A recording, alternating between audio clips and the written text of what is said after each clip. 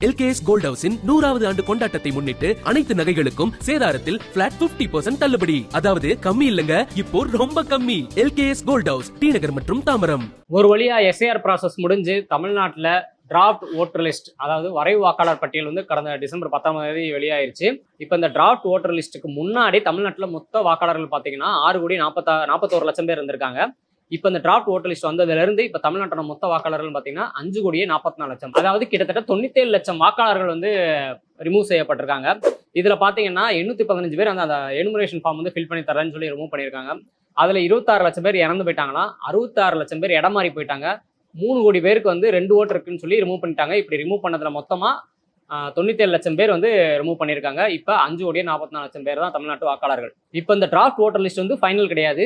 இறுதி வாக்காளர் பட்டியல் வந்து பிப்ரவரி 14ஆம் தேதி வெளிவரும். அதில் உங்கள் பேர் இருந்தால் மட்டும்தான் நீங்கள் இந்த சட்டமன்ற தேர்தலில் ஓட்டு போட முடியும். இப்போ இது இல்லை விஷயம். இது எல்லாமே வந்து கடந்த 2-3 நாளாக நியூஸில் நீங்கள் எல்லாருமே பார்த்துட்டு உங்களுக்கு எல்லாருமே தெரிஞ்சிருக்கும். இப்போ இதில் புதுசாக ட்விஸ்ட் என்ன அப்படின்னா, இந்த டிராஃப்ட் ஓட்டர் லிஸ்ட்டில் பேர் வராதவங்க மட்டும் இல்லை, பேர் வந்தவங்களும் இனிமேல் அந்த எனுமரேஷன் ஃபார்ம் ஃபில் பண்ணோம்ல, அந்த மாதிரி ஒரு புது ஃபார்மை எதிர்கொள்ள வேண்டியிருக்கும், ஃபில் பண்ண வேண்டியிருக்கும். அது என்ன? அதே மாதிரி இந்த தமிழ்நாட்டில் குறிப்பிட்டு ஒரு 8 மாவட்டம் பார்த்தீங்கன்னா அதிகமான வாக்காளர்கள் ரிமூவ் செய்யப்பட்டிருக்காங்க. அப்போ அதில் அவங்களுக்கு பதிலாக நார்த் இந்தியன்ஸை அதிகமாக சேர்க்கறதுக்கு வாய்ப்பு இருக்குது அப்படிங்கிற ஒரு குற்றச்சாட்டு முன்வைக்கப்படுது. அதில் உண்மை என்ன? அதே மாதிரி இந்த டிராஃப்ட் ஓட்டர் லிஸ்ட்டில் உங்கள் பேர் இருக்கா இல்லையாங்கிறத எப்படி ஈஸியாக செக் பண்ணுறது? இப்படி எல்லாத்தையும் ஒவ்வொன்றா நம்ம பார்த்துடலாம். இப்போ உங்கள் பேரும் டிராஃப்ட் ஓட்டர் லிஸ்ட்டில், அதாவது வரைவு வாக்காளர் பட்டியலில் உங்கள் பேர் இருக்கா இல்லையாங்கிறத ஈஸியாக செக் பண்ணிடலாம். அது எப்படின்னா, elections.tn.gov.in அப்படிங்கிற வெப்சைட்டில் போய் இங்கே எஸ்ஐஆர் 2026 கிளிக் பண்ணி draft electoral role SIR 2026 ECI website அப்படிங்கிறத செலக்ட் பண்ணி இங்கே நம்மளோட ஸ்டேட்டு, டிஸ்ட்ரிக்ட், தொகுதி பேர்லாம் கொடுத்தோம்னா கீழே வந்து நிறையா வாக்குச்சாவடி காட்டும். அப்படியே ஸ்க்ரால் பண்ணி போனோம் அப்படின்னா கீழே இங்கே அடுத்தடுத்த பேஜ் காட்டும். அதில் நம்ம வந்து எந்த பாகமேன் அப்படிங்கிறத நம்ம செலக்ட் பண்ணணும். இப்போ வந்து டிராஃப்ட் ஓட்டர் லிஸ்ட்டில் பார்த்தீங்கன்னா 97 லட்சம் வாக்காளர்கள் ரிமூவ் பண்ணிட்டாங்க. அப்போ ஒவ்வொரு வாக்குச்சாவடியிலுமே பார்த்தீங்கன்னா ஒவ்வொருத்தரோட பாகமேன் வரிசையின் மாறி இருக்கும். இதுக்கு முன்னாடி இருந்தது இப்போ இருக்காது, இப்போ மாறி இருக்கும். அப்போ இப்போ நம்மளோட புது பாகமேன் வரிசையின் என்ன அப்படிங்கிறத நம்ம தெரிஞ்சுக்கணும். அது எப்படி தெரிஞ்சுக்கலாம் அப்படின்னா, electoralsearch.eci.gov.in அப்படிங்கிற வெப்சைட்டில் போய் இங்கே நம்மளோட ஓட்டர் ஐடி நம்பர் கொடுத்து, ஸ்டேட் கொடுத்து, இந்த கேப்சா கோடை கொடுத்து சர்ச் பண்ணோம்னா இங்கே நம்ம டீட்டெயில்ஸ் வரும். கீழே இதில் வியூ டீட்டெயில்ஸில் போய் பார்த்தோம்னா நம்மளோட பார்ட் நம்பர், சீரியல் நம்பர் எல்லாமே வந்துடும். என்னோட பார்ட் நம்பர், சீரியல் நம்பர் பழசு பார்த்தீங்கன்னா 60-1154 இருக்குது. இப்போ புது பார்ட் நம்பர் 64, வரிசையின் வந்து 324. இப்போ அங்கே அந்த புது பாகமேன் வரிசையை நோட் பண்ணி வச்சுட்டு நம்ம ஏற்கனவே ஒரு வெப்சைட்டில் பார்க்கணும்னா அந்த வெப்சைட்டுக்கு போய் இங்கே கீழே அப்படியே அந்த பாகமீன் எங்கெங்கே இருக்குன்னு சொல்லி கரெக்டாக அந்த நெக்ஸ்ட் பேஜ் கொடுத்து பாகமீன் பெண்ணோட 64 இந்த இருக்குது அதை செலக்ட் பண்ணி மேலே கேப்சா கோட் இருக்கா, அந்த கேப்சா கோடை டைப் பண்ணி டவுன்லோட் PDF கொடுத்தோம்னா அந்த PDFல நம்ம ஏற்கனவே பார்த்தா அந்த புது பாகமீன் வரிசைக்கு ஏற்ற மாதிரி தான் அந்த வரிசையில தான் நம்ம பேர் இருக்கா இல்லையாங்கிறது, அந்த டிராஃப்ட் ஓட்டர் லிஸ்ட்ல நம்ம பேர் கரெக்டாக இருக்கா இல்லையாங்கிறத நம்ம செக் பண்ணி பார்த்துக்கலாம். இதெல்லாம் எனக்கு தெரியாதுங்க, ஏதாவது சிம்பிளாக வழி இருந்தால் சொல்லுங்க அப்படின்னா ஒரே ஒரு வழி இருக்குது. நீங்கள் ஓட்டர் ஐடியில் லிங்க் பண்ணியிருக்கிற ஃபோன் நம்பர்லேருந்து 1950 இந்த நம்பருக்கு நீங்கள் மெசேஜ் பண்ணால் போதும். என்னென்னு மெசேஜ் பண்ணணும்னா ECI அப்படின்னு டைப் பண்ணி ஸ்பேஸ் விட்டு உங்கள் ஓட்டர் ஐடி நம்பர் அப்படியே டைப் பண்ணிங்கன்னா போதும்.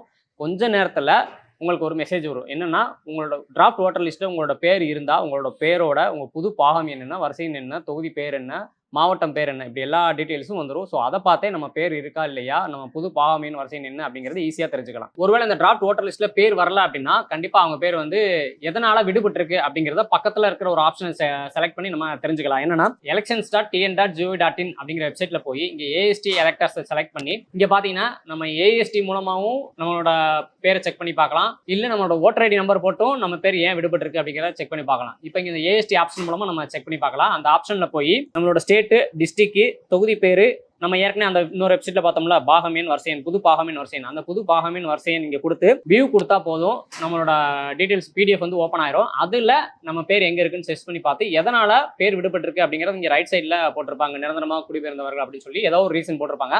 அந்த ரீசனை பார்த்து நம்ம தெரிஞ்சுக்கலாம். இதனால தான் நம்ம பேர் வந்து டிராஃப்ட் ஓட்டர் லிஸ்ட்டில் வரல அப்படின்னு. அப்பாடா, என் பேர் வந்து டிராஃப்ட் ஓட்டர் லிஸ்ட்டில் வந்துருச்சுப்பா, நல்ல வேலை அப்படின்னு சொல்லி சந்தோஷப்படாதீங்க.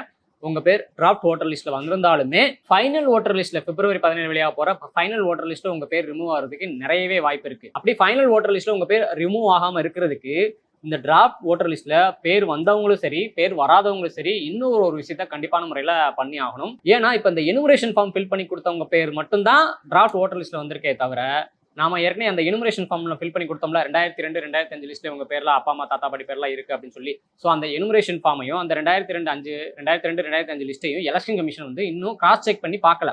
அப்படி அவங்க செக் பண்ணி பார்க்குறப்போ நாம கொடுத்த டீட்டெயில்ஸில் ஏதாவது சந்தேகம் வந்தாலோ, ஏதாவது மிஸ்மேட்ச் ஆனாலோ, இல்லை கூடுதல் தகவல் ஏதாவது தேவைப்பட்டாலோ அவங்க வந்து யார் யாருக்கெல்லாம் நோட்டீஸ் அனுப்பணுமோ அவங்கள வந்து அனுப்புவாங்க.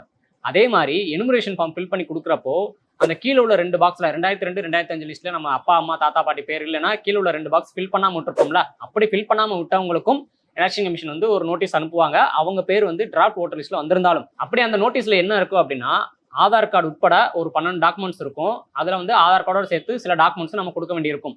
இதுதான் அந்த 12 டாக்குமெண்ட்ஸ். இதில் வந்து இந்த Aadhaar card, birth certificate, school education certificate, அதுக்கப்புறம் பாஸ்போர்ட்டு, அப்புறம் கம்யூனிட்டி சர்டிஃபிகேட். இந்த 5 வந்து இப்போ உள்ள யங்ஸ்டர்ஸ் எல்லாத்தையுமே கண்டிப்பான முறையில் இருக்கும். ஆனால் இந்த 5ல் ஒன்றாவது நம்மளோட அப்பா அம்மா தாத்தா பாட்டிகிட்ட இருக்குமா அப்படிங்கிறது சந்தேகம். ஆனால் அந்த 12 டாக்குமெண்ட்ஸ்லேருந்து தான் சில டாக்குமெண்ட்ஸ் வந்து கேட்குறாங்க. இது வந்து நீங்கள் எனுமரேஷன் ஃபார்ம் ஃபில் பண்ணுறப்ப பின்னாடி அதுலேயே அந்த ஃபார்ம் பின்னாடியே போட்டு வந்துருப்பாங்க. அதாவது 1987க்கு அப்புறம் பிறந்தவங்க பேர் பார்த்தீங்கன்னா 2002 2003 அந்த லாஸ்ட் எஸ்ஏஆரில் கண்டிப்பாக இருக்காது. அப்போ அவங்களாம் அவங்களோட பிறந்த தேதி பிறந்த இடத்த உறுதிப்படுத்துகிற டாக்குமெண்ட்ஸும், அவங்களோட அப்பா இல்லை அம்மாவோட பிறந்த தேதி பிறந்த இடத்த உறுதிப்படுத்துகிற டாக்குமெண்ட்ஸ் ஏதாவது டாக்குமெண்ட்ஸ் வந்து மேலே சொன்ன 12 டாக்குமெண்ட்ஸில் கொடுக்கணும்.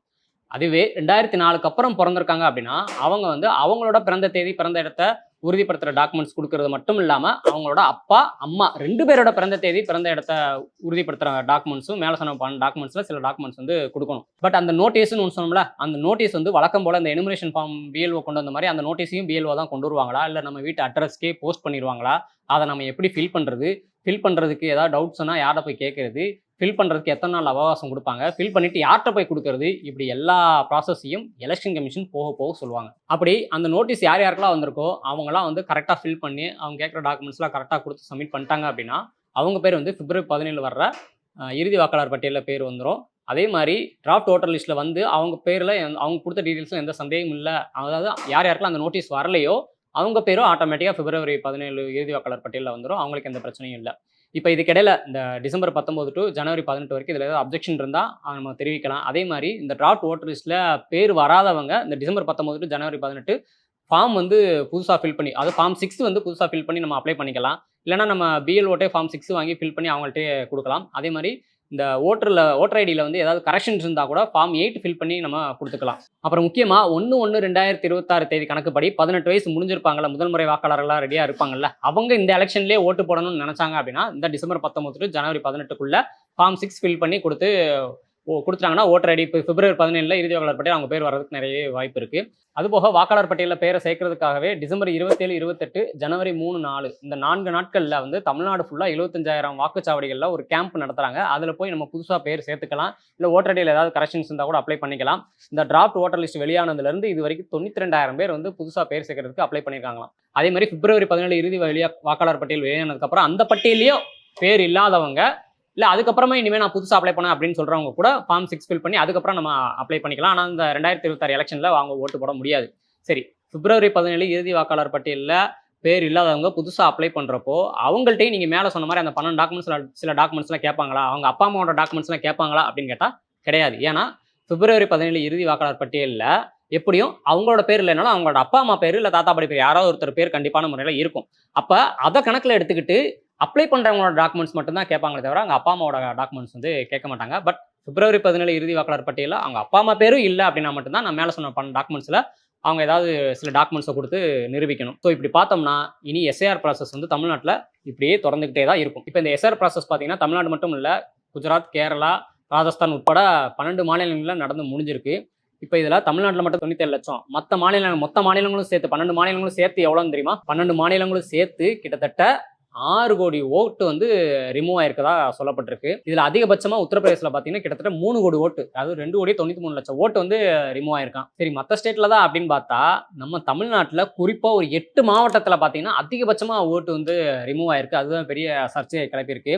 அதாவது கொங்கு பெல்ட்டில் கோவை, திருப்பூர், ஈரோடு, சேலம் இந்த 4 மாவட்டம், அப்புறம் சென்னை பெல்ட்டில் சென்னை, செங்கல்பட்டு, திருவள்ளூர், காஞ்சிபுரம் இந்த 8 மாவட்டத்திலையும் சேர்த்து பார்த்தீங்க அப்படின்னா ஒட்டுமொத்தமாக ரிமூவ் செய்யப்பட்ட அந்த வாக்காளர்களோட பர்சன்டேஜ் அப்படின்னு பார்த்தீங்கன்னா 21% வருது. ஸோ இந்த 8 மாவட்டத்தையும் கனெக்ட் பண்ணுற ஒரு முக்கியமான விஷயம் என்னன்னா, இந்த 8 மாவட்டத்துலையும் தான் நார்த் இந்தியன்ஸ் வந்து அதிகமாக மைக்ரெண்ட் ஆகக்கூடிய ஒரு விஷயம் இருக்குது. இப்போ இந்த 8 மாவட்டத்துலையும் ரிமூவ் செய்யப்பட்டவங்களுக்கு புதுசாக அப்ளை பண்ணுறதுக்குண்டான வாய்ப்பு வழங்குறங்கிற பேரில் இந்த நார்த் இந்தியன்ஸையும் சேர்க்கறதுக்கு அதிகமாக சேர்த்து வர்றதுக்கு வாய்ப்பு இருக்குது. ஏன்னா இந்த 12 டாக்குமெண்ட்ஸ் சொன்னோம்ல, அந்த 12 டாக்குமெண்ட்ஸில் 13வது டாக்குமெண்ட்ஸாக பீகாரை சேர்ந்தவங்களும் அங்க அவங்களோட பேர் எஸ்ஏஆர் லிஸ்ட்ல அவங்க அப்பா அம்மா பேர் இருந்துச்சுன்னா அதை வச்சு இங்கே இவங்க பேர் சேர்த்துக்கலாம் அப்படிங்கிற மாதிரி ஒரு விஷயத்த சொல்லியிருக்காங்க. ஸோ இது எல்லாத்தையும் காரணமா வச்சு புதுசா அப்ளை பண்றவங்களுக்கு வாய்ப்பு கொடுக்குறோம், இல்ல விடுபட்டவங்களுக்கு வாய்ப்பு கொடுக்குறோம் அப்படின்னு சொல்லி நார்த் இந்தியன்ஸையும் இங்க வந்து அதிகமா அந்த 8 மாவட்டங்கள்ல மைக்ரண்ட் ஆகுவாங்களா, அந்த 8 மாவட்டங்கள் அதிகமா சேர்க்கறதுக்கு வாய்ப்பு இருக்கு அப்படின்னு சொல்லி எதிர்க்கட்சிகள் இந்த எஸ்ஏஆர் ப்ராசஸை எதிர்க்கிறவங்க ஒரு குற்றச்சாட்டு சொல்றாங்க. எது எப்படியோ இந்த எஸ்ஏஆர் ப்ராசஸ்ங்கிறது எல்லாத்துலயும் சீர்திருத்தம் ரிஃபார்ம்ஸ் அப்படிங்கிறது அவசியமானது மாதிரி இந்த எஸ்ஏஆர்லயும் ரிஃபார்ம் அப்படிங்கிறது ஒரு முக்கியமான விஷயம் தான். எஸ்ஏஆர்ங்கிறது ஒரு அவசியமான விஷயம் தான். பட் எலெக்ஷன் டைம்ல இது பரபரப்பா ஒரு மாசத்துல பண்ணி முடிக்கிறது தான் ஏகப்பட்ட சிக்கல்கள் சர்ச்சைகளை வந்து நிர்வாக கோளாறுகளை ஏற்படுத்தியிருக்கு. அதனால தான் இவ்வளவு கேள்விகள், சந்தேகங்கள், சர்ச்சைகள் வருது. இன்னும் ஒரு மாசம் டைம் இருக்கும், கிட்டத்தட்ட 1.5 மாசம் டைம் இருக்கு இறுதி வாக்காளர் பட்டியல் வெளியே வரதுல. அதுக்குள்ள என்ன மாதிரியான ப்ராசஸ் வரப்போகுது, என்ன மாதிரியான ட்விஸ்ட் கொடுக்க போறாங்க, குழப்பங்கள் வரப்போகுது அப்படின்னு தெரியல, பொறுத்திருந்து பார்க்கலாம். ஸோ இந்த எஸ்ஏஆர் ப்ராசஸ் பத்தி நீங்க என்ன நினைக்கிறீங்க? எதிர்க்கட்சிகள் சொல்லக்கூடிய இந்த டிராஃப்ட் ஓட்டர் லிஸ்ட்டை வச்சு எதிர்க்கட்சிகள் சொல்லக்கூடிய குற்றச்சாட்டுகளை பத்தி நீங்க என்ன நினைக்கிறீங்க அப்படிங்கறத மறக்காம கமெண்ட்ல சொல்லுங்க. அடுத்தடுத்த அப்டேட்டை உங்களுக்கு நாங்க தொடர்ந்து கொடுக்குறோம். அதை பத்தி கேட்க நீங்க ஸ்டேட் கவர்மெண்டா சென்ட்ரல் கவர்மெண்டா? அப்ப அந்த ரெண்டையுமே ஓட்டு போட்டு உருவாக்கின ஜனங்களை இவங்க கேட்காம யாரு கேட்பாங்க?